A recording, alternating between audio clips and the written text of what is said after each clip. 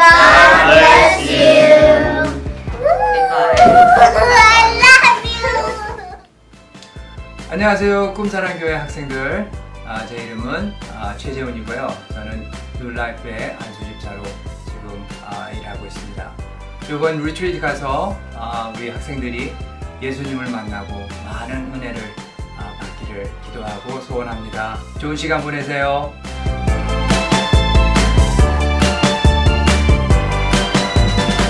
할렐루야, 반갑습니다. 네, 우리 전주 꿈사랑교회 우리 수련회가 시작되어졌는데요.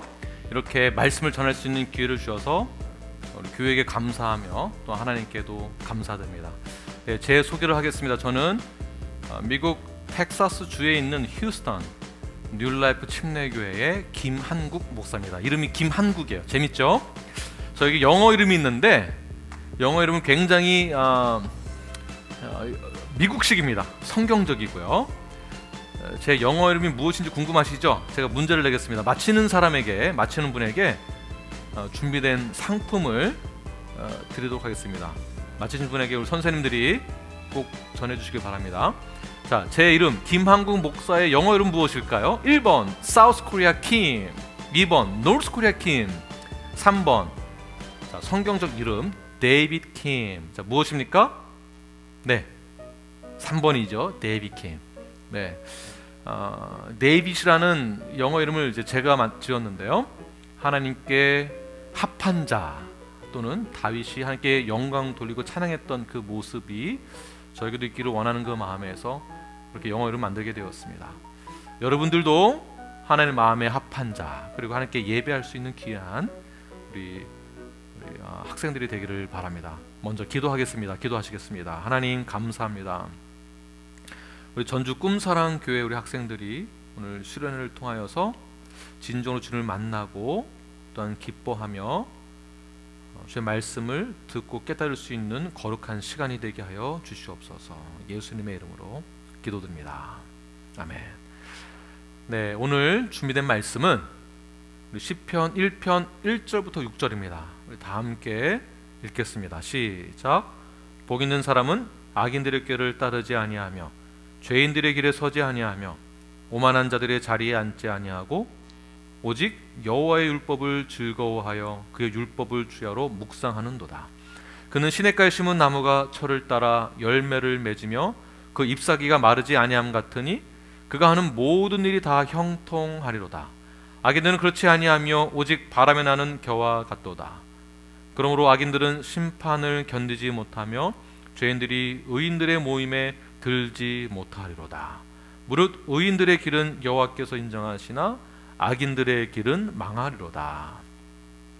네, 요즘 시대는 메타버스, 가상 시대에 살고 있다라고 표현을 많이 합니다. 특별히 한국에서도 제페토 메타버스라는 그러한 영역 가운데에서 활동하고 있는 연예인인데요. 그곳에는 버스킹을 하고 있는 아바타들도 있고 그 아바타들이 음반 회사와 협력하면서 가상 가수를 양성해 냅니다. 실제 이 사진의 주인공은 모니카 퀸이라는 그런 아바타를 만들어서 엔터테인먼트, 홈쇼핑 이런 플랫폼을 만들어서 그 안에서 연예인으로 활동하고 있고요. 16억 개의 패션 아이템을 만들어서 판매하는데 그 수입이 연 몇십억이나 된다고 합니다. 대단하죠? 요즘 젊은 친구들은 참 대단한 것 같아요. 아이디어도 대단하고 네, 저희 때랑도 확실히 다른 것 같습니다. 그래서 요즘 아이들에게 이제 물어보면 꿈이 무엇입니까? 저 때만 하더라도 대통령, 과감하죠? 대통령이 되겠다, 뭐 과학자가 되겠다. 그럼 요즘 아이들은 어떻게 말을 하는가? 유튜버가 되겠다, 네, 뭐 연예인이 되겠다 이러한 표현들을 많이 합니다. 물론 다양한 직업군이 생기면서 직업을 다양하게 얻어서 주체성을 가지고 직업을 얻어서 일하는 것 좋습니다. 그러나 상대적으로 어떠한 조직 안에서의 사람들과의 관계, 노력, 소셜과 상관없이 돈을 많이 버는 게 무엇인가에 집중을 더 많이 하는 것 같아요. 돈을 많이 벌 수 있는 게 무엇인가, 그래야 내가 인정을 받고 내가 잘 살 수 있기 때문에 성공에 대한 것에 관심이 많습니다. 오늘 본문에서는 복 있는 사람이라고 말을 하는데요. 자, 누가 복 있는 사람일까요? 요즘식으로 따진다면 복 있는 사람은 부자, 연예인, 유튜버, 모니카 같은 아바타를 가지고 있는 사람일 것입니다. 그러나 1절 말씀을 다시 한번 보십시오. 복 있는 사람은 누구인가? 시작. 복 있는 사람은 악인들의 꾀를 따르지 아니하며 죄인들의 길에 서지 아니하며 오만한 자들의 자리에 앉지 아니하고. 자, 보십시오. 복 있는 사람은 누구입니까? 1번 악인의 꾀를 따르지 아니하는 자, 죄인들의 길에 서지 아니하는 자. 세 번째, 오만한 자들의 자리에 앉지 아니하는 자가 복 있는 자다라고 말하고 있습니다. 도대체 이해가 되지 않죠. 뭐가 복 있는 사람인가? 이게 복이 있단 말인가?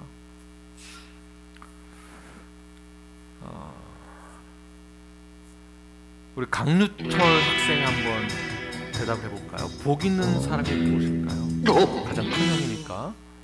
복이 있다라는 건 무엇일까요? 여러분들은 어떠한 사람이 되고 싶습니까? 우리 강유철 학생은 어떠한 사람이 되고 싶습니까? 시간을 드리겠습니다. 네, 돈을 많이 벌어서 유명한 사람이 되고 싶으세요? 아니면 여자친구들에게 인기가 많은 사람이 되고 싶으세요? 네, 그러나 오늘 시편 1편이 어떠한 상황 가운데에서 쓰여졌는지 한번 살펴보도록 하겠습니다. 왜 시편 1편 1절에서부터 복 있는 사람은 누구인가에 대해서 말을 하고 있는 것일까요? 시편의 저자들은 약 150명이 약 1000년에 걸쳐서 쓴 글들을 모아놓은 책이 바로 시편입니다. 모세의 출애굽 사건서부터 이스라엘 백성들이 남과 북으로 나누어지면서 바벨론 포로가 되는 그 시대, 그리고 그 포로들이 다시 귀환하는, 고향으로 돌아가게 되는 그 시점까지의 상황을 표현해낸 것들이에요. 자, 노예 생활에서 구출되었던 가나안 땅, 축복의 땅에 들어간 것을 경험한 1세대들과 다르게 다음 세대들은 약속의 땅이 무엇인지를 보지 못했습니다. 우리 사진 한번 보시면 북이스라엘이 왜 망하게 되었는가? 예후라는 그 왕이 아수르의 사신들에게 절을 하게 되고요. 그럼 왜 절을 했는가? 절했다라는 것은 그 당시에는 우상을 섬길 때, 예배를 드릴 때 절을 하는 것입니다. 이들은 우상을 섬겼다라는 뜻이에요. 누가요? 이스라엘 백성들이. 그들에게는 재물이 많았습니다. 돈이 많았습니다. 그들이 섬기는 신들을 우러러보았습니다. 다윗과 솔로몬 시대 때에는 성전 중심의 세대들이죠. 하나님 말씀 중심의 삶을 살았습니다. 그런데 시대가 흐르면 흐를수록 점점 그들은 세상의 것을 더 원했다라는 것이에요. 그로 인하여서 북이스라엘이 아수르에서 멸망하게 되는데요. 결국 바벨론의 포로가 되어지고요. 다음 사진 보시게 되면 아수르의 군사들이 북이스라엘에서 전리품들을 가지고, 그러니까 전쟁에서 싸워서 이겼을 때 이스라엘이 가지고 있었던 좋은 물건들을 가지고 가는 거예요. 그래서 전리품이에요. 전리품들을 보게 되면 그 전리품들은 그들이, 이스라엘 백성들이 섬겼던 우상 신들이 등장하게 됩니다. 다시 말해서 겉으로는 선택받은 자, 하나님을 섬기는 자, 예배하는 자라고 하는데 속으로는, 뒤에서는 우상 신을 섬겼다라는 것이에요. 겉으로는 교회 다닌다라고 하고 믿는다라고 하는데 마음속으로는 다른 어떠한 것을 사모하고 있었어요. 그래서 이스라엘 백성들이 아수르에서 멸망하게 되고 포로가 되어, 이때 등장하던 인물들이 다니엘, 에스겔, 예레미야입니다. 많이 들어보셨죠? 다니엘, 에스겔, 예레미야. 그리고 아수르에서 페르시아로 이제 다시 바뀌게 되어지는데요. 돌려보내는 그것을 약속하게 되는데요. 그때가 바로 정확하게 하나님이 약속하신 대로 70년 만에 본국으로 돌아갈 수 있는, 귀향하게 되는 그 시대가 되는데, 그때에 등장한 인물이 에스라, 느헤미야, 수룹바벨입니다. 많이 들어보셨죠? 에스라, 느헤미야, 스룹바벨. 자, 이들이 누구냐 하면 바로 다음 세대들이에요. 제가 지금 말씀드리고 싶은 것은 다음 세대들, 바로 여러분들을 말하고 있는 것입니다. 여러분들.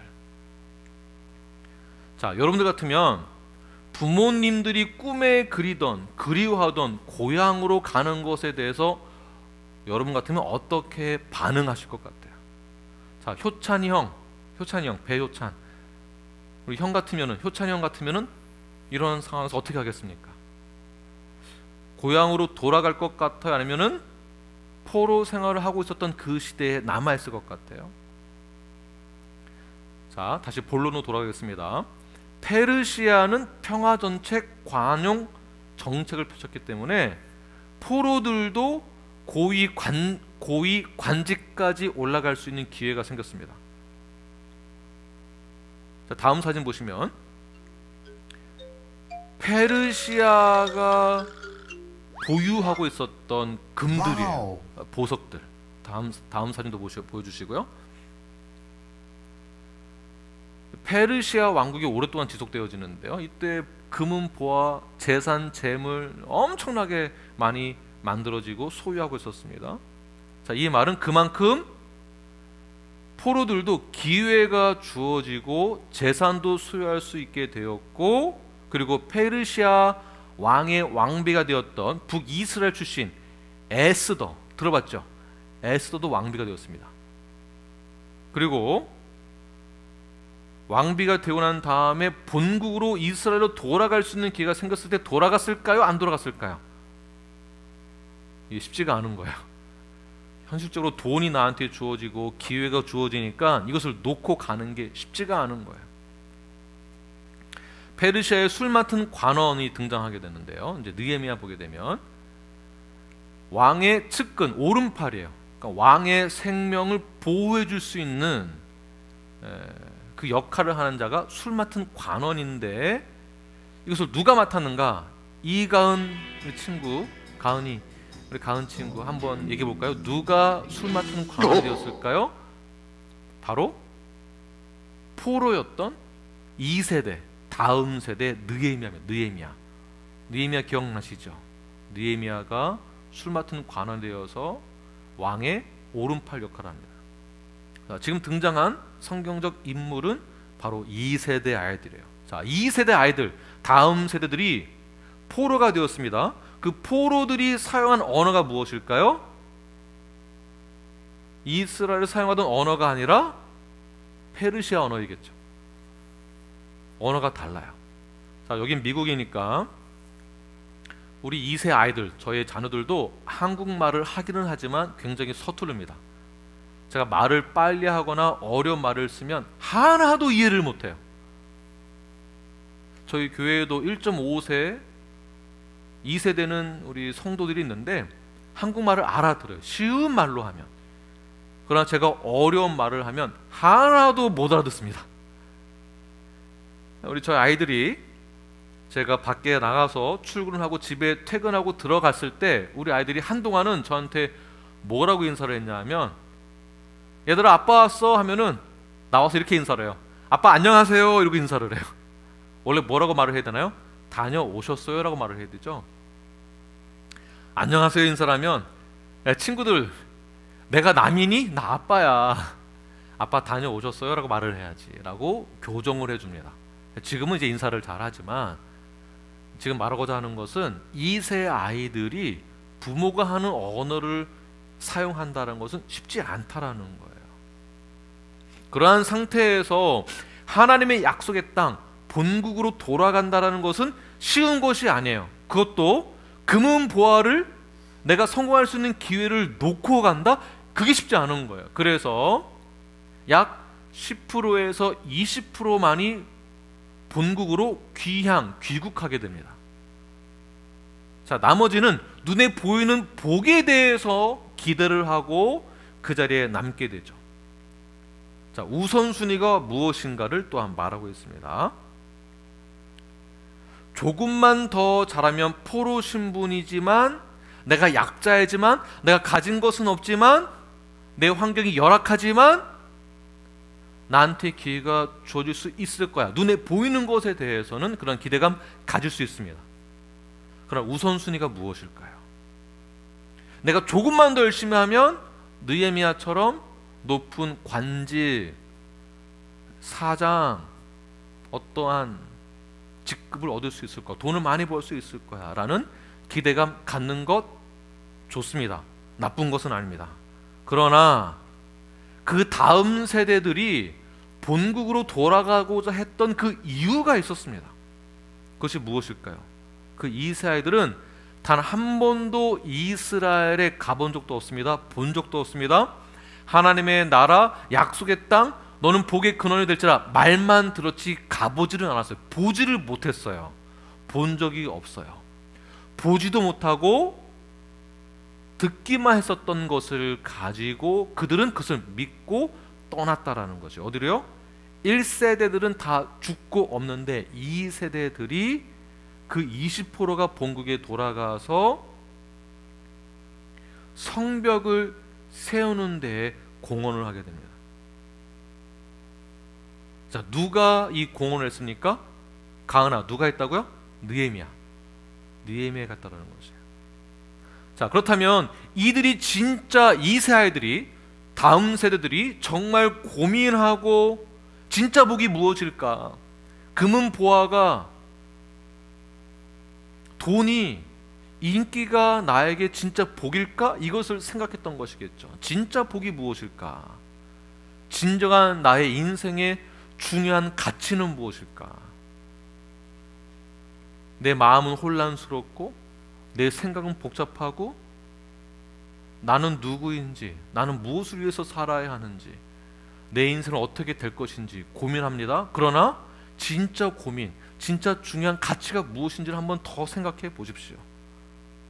자, 오늘 본문 1절과 2절 말씀을 다시 한번 읽겠습니다. 시작. 복 있는 사람은 악인들의 꾀를 따르지 아니하며 죄인들의 길에 서지 아니하며 오만한 자들의 자리에 앉지 아니하고 오직 여호와의 율법을 즐거워하여 그의 율법을 주야로 묵상하는도다. 전에 이들의 인생들은 포로였었기 때문에 누군가에 의해서 수동적으로만 움직여야 했어요. 시키는 대로만 살아야 했어요. 이방 문화, 즉 세상의 문화, 세상의 전통, 세상의 유행대로 어쩔 수 없이 끌려가는 세대에 살았어요. 그러나 오늘 본문에서 등장하는 다음 세대들은 무엇을 말하고 있습니까?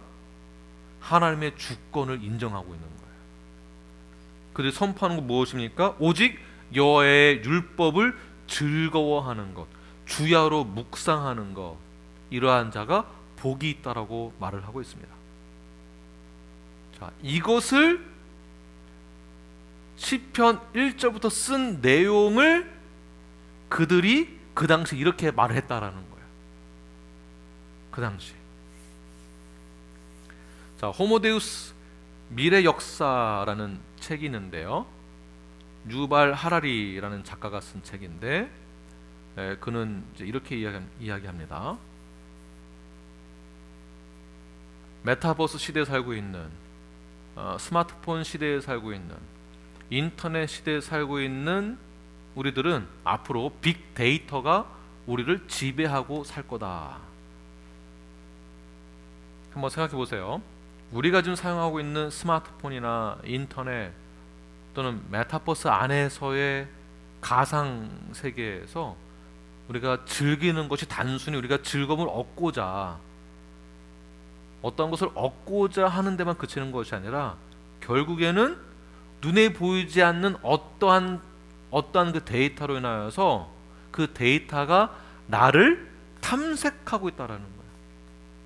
더 나아가서 내가 앞으로 무엇을 어떻게 결정할지도 빅데이터에 의해서 결정되어진다. 그러니까 내 인생이 빅데이터에서 결정되어진다는 거죠. 빅데이터가 나를 지배한다. 우리를 지배한다. 이 책에서 말하고 있는 것은 인터넷에서 클릭 70번을 하면 친구들보다 빅데이터가 나를 더 많이 알고요.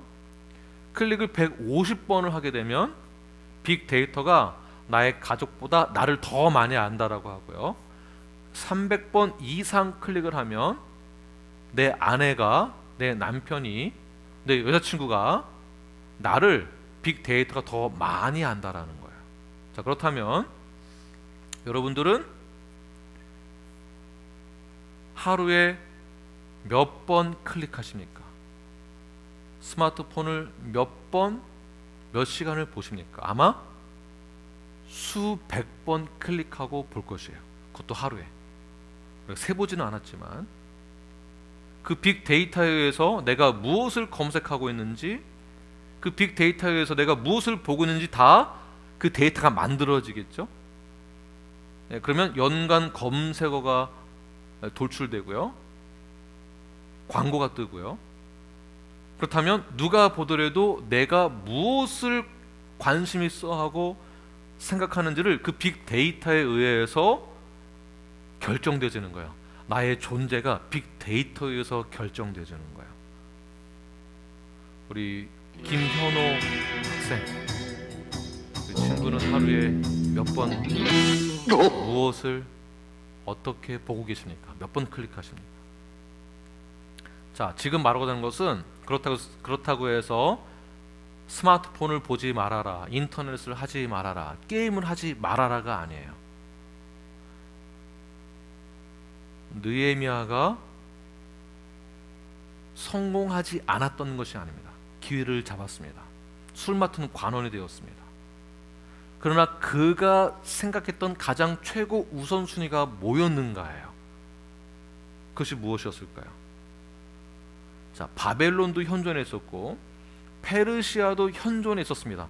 가장 부했던 나라들이었어요. 성곡이 눈앞에 있었던 나라들이었어요. 지금 강조하는 것은 게임을 하지 말라가 아니라 게임도 할 수 있습니다. 사용할 수 있습니다. 볼 수 있습니다. 그러나 내 인생에서 더 중요한 것이 무엇이냐입니다. 내 인생에서 가장 중요한 것 무엇이냐. 바로 오늘 본문 성경에서 말하고 있는 것은 여호와의 율법을 즐거워하는 것이 최고 우선순위다라는 것입니다. 이것이 왜 중요할까요? 미래학자 니콜라스 카 이렇게 말을 합니다. 그가 쓴 책에서 생각하지 않는 사람들, 더 샬로우스라는 그 책에서 이렇게 말을 하는데요. 메타버스나 가상세계에서 인터넷으로 인해 책을 읽지 않는 세대들은 공부를 잘하고 못하고의 문제가 아니라 그들은 스스로 사고할 수 있는 능력을 잃어버리고 있다라고 말하고 있습니다. 다시 말해서 사고력이 박탈되어지고 언어가 단순화되는, 이게 굉장히 아주 심각한 겁니다. 한번 잘 생각해 보세요. 사고력이 박탈되어지고 언어가 단순화된다라는 것. 자, 제가 한번 질문해 보겠습니다. 다시 한번 우리 형, 가장 큰 형 유철이 형. 자, 질문 한번 해볼게요. 우리 유철이 형은 구원을 받았습니까? 그렇다면 그 구원이 무엇입니까? 라는 질문에 어떻게 답변을 하시겠어요?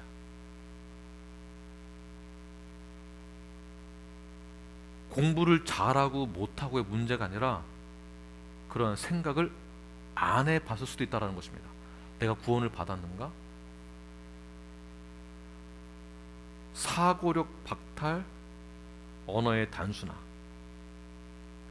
한번 보세요. 미국에서도 우리 학생들에게 오늘 어땠어? 라고 물어보면, 조 목사님 저를 한번 다시 한번 비춰주시고요, 카메라. 오늘 어땠어? 라고 질문을 하면 우리 아이들이 이런 표현을 해요. 아니, 그러니까 좋았어, 안 좋아, 어땠어? 오늘 학교에서 무슨 일을 했어? 이게 요즘 아이들이 하는 말이에요. so 이게 다예요. 자, 한국에서, 제가 한국 떠난 지 오래됐기 때문에 잘 모르지만 요즘 유행하는 말, 요즘인지 모르겠습니다. 기분이 좋으면, 신기한 걸 보면 하는 표현들 무엇이죠? 대박. 요 한마디로 끝이 나요. 언어의 단순화. 무엇이 왜 좋은지는 생각은 잘 안 해요. 그냥 기분 따라 좋으면 대박. 조금 황당하면 뭐라고 하나요? 헐. 이거 말고는 별로 표현이 없는 것 같아요. 제가 다시 한번 질문해 보겠습니다. 우리 이다은 학생, 다은이 학생. 제일 나이가 어린데 나이가 어리지만 한번 제가 믿어보겠습니다. 하나님의 은혜가 무엇일까요? 은혜를 한번 설명해 보고 은혜하면 떠오르는 게 뭔지, 무엇이 떠오르는지 한번 생각해 보세요. 지우야, 지우. 자, 하나님의 거룩하심 한번 생각해 보세요. 무엇이 떠오르나요? 우리 민규가 얘기해 볼까? 하나님의 자비로우심, 하나님의 인자하심, 하나님의 전능하심, 전지하심, 하나님의 구원 계획. 자, 무엇이 떠오르나요? 이것은 이런 질문을 받았을 때에는 우리 머릿속에 칭의라는 것이 떠올라야 되고요. 하나님의 선물, 자유의지, 하나님의 인자하심, 자비로우심이 다 떠올라야 돼요. 그리고 그것이 내 말로 표현이 되어져야 합니다. 우리는 단순히 타의에 의해서 교회에 나와서 출석하는 것만으로 내가 구원받았다라고 자연스럽게 생각할 수가 있어요. 나 교회 다녀, 나 예수님 믿어 라고 할 수 있을 것 같아요. 그러나 진정한 구원의 그 역사하심이 어떻게 이루어졌는지, 자, 이게 어떻게 연관되는 거냐 하면 느헤미야가 복의 사람은 어떠한지에 대해서 그 다음 세대들이 어떻게 표현했습니까? 여호와의 율법을 묵상한다라는 것. 이것은 관념적인 것이에요. 눈에 보이는 것은 가상세계에서도 눈에 보이는 것이기 때문에 그것을 따라가게 되어 있습니다. 외모, 무엇인가 얻는 것, 돈, 패션, 패션. 그러나 교회에서는 무엇을 설명하고 있습니까? 눈에 보이지 않는 것을 설명을 하고 있어요. 성경에서는 눈에 보이지 않는 것을 말을 하고 있어요. 믿음, 하나님의 사랑, sanctification, 성화.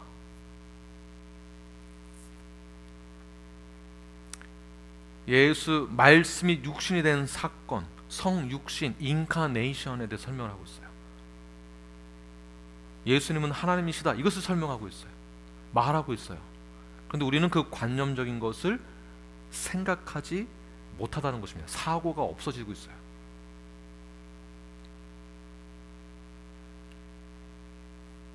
예수님을 향한 소망, 기쁨, 은혜, 감사, 사랑, 성경에서 이것을 강조하고 있습니다. 주님은 여러분들을 사랑한다라고 말하고 있습니다. 그 사랑에 의해서 자신의 목숨을 버렸다라고 말하고 있습니다. 자, 이것이 관념적인 것들이에요. 자, 다시 베드로로 돌아가겠습니다. 베드로. 자, 베드로는 눈에 보이는 성공을 찾았는지도 모릅니다.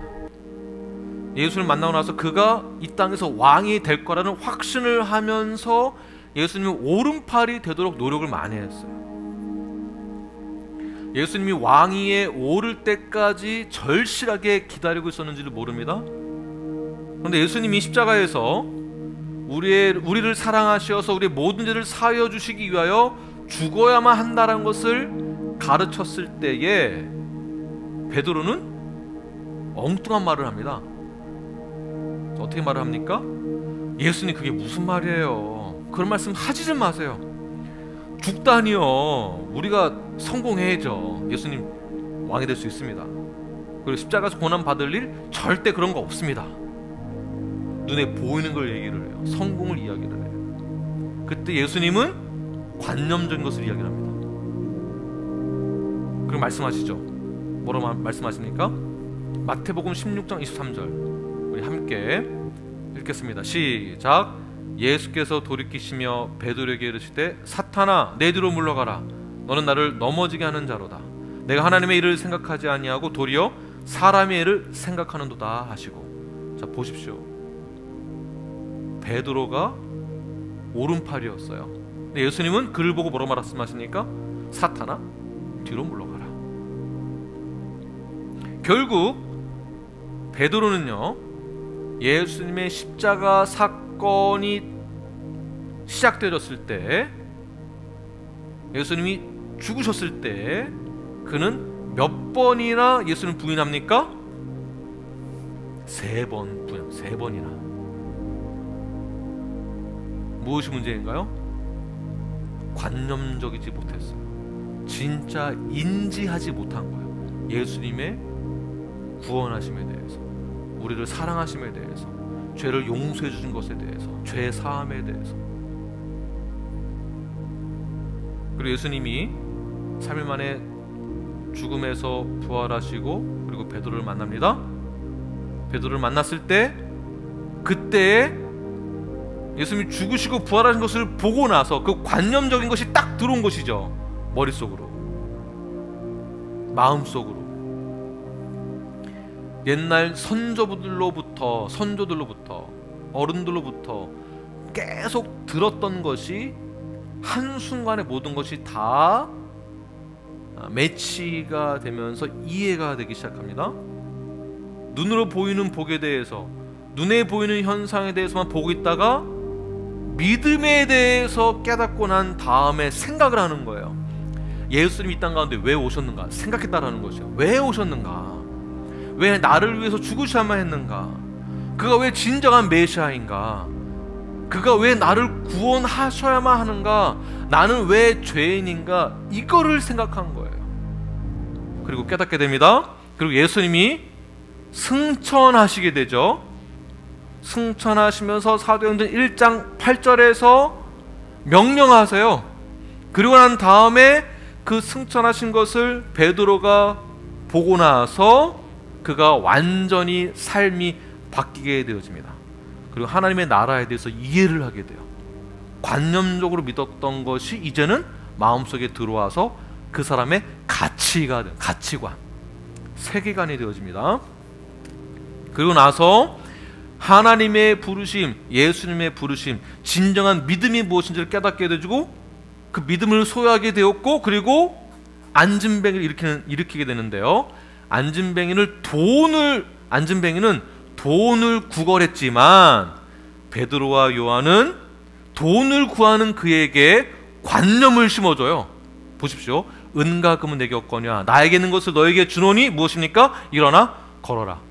무엇을 준다고요? 나에게 있는 거 무엇입니까? 베드로 말하는 것은 바로 이번 주 수련의 주제와 같은 거예요. 수련의 주제의 본문 무엇입니까? 사도행전 4장 12절 함께 읽겠습니다. 시작. 다른 이로서는 구원을 받을 수 없나니 천하 사람 중에 구원받을 만한 다른 이름을 우리에게 주신 일이 없음이라 하였더라. 자, 이 말을 베드로가 한 말이에요. 누구한테? 대제사장들의 그룹이었던 사두개인과 바리새인들에게 전한 말이에요. 바로 예수 그리스도를 말하고 있는 것이죠. 눈에 보이는 복만을 누리려고 했던 똑같은 북이스라엘의 실수를 저지르고 있었던 사두개인들, 종교 지도자들, 그들에게 베드로가 생각하고 관념으로 갖고 있었던 그 믿음을 직접 전해줍니다.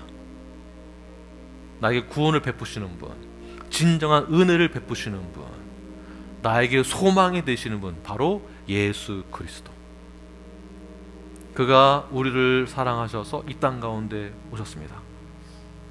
그가, 예수님이 여러분들을 사랑하셔서 이 땅 가운데 오셨습니다. 바로 여러분 한 사람 한 사람들을 위해서. 진정한 복은 무엇일까요? 눈에 보이는 것이 아니라 눈에 보이지 않는 또 다른 관념이 우리에게 있다라는 것. 하나님의 사랑과 하나님 우리를 향한 구원하심과 우리를 향한 자비로우심과 우리를 향한 그 은혜가 우리에게 주어졌습니다. 그리고 하나님은 여러분들을 사랑하신다라고 말씀하십니다. 그러한 마음으로 3번 부인했던 베드로에게 예수님이 직접 찾아가세요. 배신한 자에게. 왜 찾아갔습니까? 사랑하기 때문에. 오늘 수련의 장소에 여러분들에게 예수님이 찾아오셨습니다. 왜? 사랑하시기 때문에. 그리고 그 예수님이 베드로에게 질문합니다. 너는 나를 사랑하느냐? 3번 질문합니다. 진정으로 나를 사랑하느냐? 또 묻습니다. 진짜 사랑하느냐? 네. 내가 주님을 사랑하는지 주님이 다 아십니다 라고 베드로가 고백을 합니다. 오늘 시간 예수님이 여러분들에게 질문을 합니다. 사랑하셔서 이 땅 가운데 오셨습니다. 이 자리에 오셨습니다. 그리고 질문합니다. 너희들은 나를 사랑하느냐? 진짜 나를 사랑하느냐? 다시 한번 묻습니다. 진정으로 나를 사랑하느냐? 여러분들은 뭐라고 말씀하시겠습니까? 눈에 보이는 것이 다가 아니라는 것을 여러분 깨달으시고 오직 예수 그리스도가 우리에게 전부가 되신다는 것을 이 시간 믿고 깨달으시고 그렇게 결단하는 시간들이 되기를 원합니다. 자, 우리 함께 기도할까요? 기도하실 때 이렇게 기도하겠습니다. 주님, 우리 선생님들은 우리 학생들에게 찾아가셔서 기도해 주세요. 그리고 우리 학생들이 나의 자녀다라고 생각하시고 마음으로 품으시고 우리 자녀들을 위해서, 우리 학생들을 위해서 기도해 주세요. 세상의 문화와 세상의 유행을 따라서 살아가는 것이 아니라 그 하나님이 나를 사랑하셔서 말씀이 육신이 되어 이 땅 가운데 예수 그리스도가 오셔서 나의 모든 죄를 대신하여 죽으신 그 사건을 내가 믿습니다. 하나님의 그 은혜와 사랑과 감사와 소망, 그것을 성령님께서 깨닫게 해주시고 이해할 수 있도록 그렇게 기도해 주시고 우리 자녀들이, 우리 아이들이 결단할 수 있도록, 우리 다음 세대가 이 세상의 유혹 가운데 넘어지는 것이 아니라, 세상을 따라가는 것이 아니라 비전을 가지고 이들이 갖고 있는 그 은사를 통하여서 의사도 되고 변호사도 되고 훌륭한 사람이 되어서 더 나아가 여호와의 율법을 주야로 묵상할 수 있는 자가 될 수 있도록, 오직 예수 그리스도가 나의 삶의 주인이 될 수 있도록 우리 학생들을 위하여서, 우리의 자녀들을 위해서 우리 함께 기도해 주십시오. 기도하겠습니다. 네, 주님, 오늘 시간 기도하며 주 앞에 나아갑니다. 하나님의 자녀들입니다. 약속의 자녀들입니다. 비록 우리 아이들의 삶 가운데 많은 어려움들이 있고 또한 결정하지 못하고 또한 마음에 배신감 또는 두려움, 걱정, 근심이 많은 친구들이 있습니다. 그러나 주님, 성령님, 이들 마음 가운데 찾아와 주셔서 관념적으로 알고 있었던 하나님의 모든 것을 나의 마음 가운데 품고 이해가 될 수 있도록 성령께서 빛을 비춰주시고 깨닫게 해주시고 또한 그 모든 사건들을 경험케 하여 주시옵소서. 주님을 인정하는 자들이 되게 하여 주시옵소서. 그리하여서 더 나아가 앞으로 비전을 가지고 나아갈 때 그 다음 세대들이 느헤미야가 그리하였던 것처럼, 스룹바벨이 그리하였던 것처럼 그 다음 세대들이 이 세상에 이끌려서 빅데이터에 의하여서 끌려가는 것이 아니라 그 빅데이터의 너머에 있는 하나님의 그 약속의 말씀을 붙들고 나아갈 수 있는 그러한 진실한 하나님의 자녀가 되도록 인도하여 주시옵소서. 하나님께서 이들의 삶을 붙들어 주시고 하나님께서 이들의 삶을 예비하여 주시고 하나님께서 이들의 발걸음을 움직여 주신 믿습니다. 이들이 바라고 원하는 그 모든 것들이 이루어주시되, 그러나 오직 하나님의 말씀으로 온전히 세워줄 수 있는 가장 우선순위에는 하나님 말씀 중심으로 살아낼 수 있는 하나님의 자녀가 되도록 인도하여 주시옵소서. 예수님의 이름으로 기도드립니다.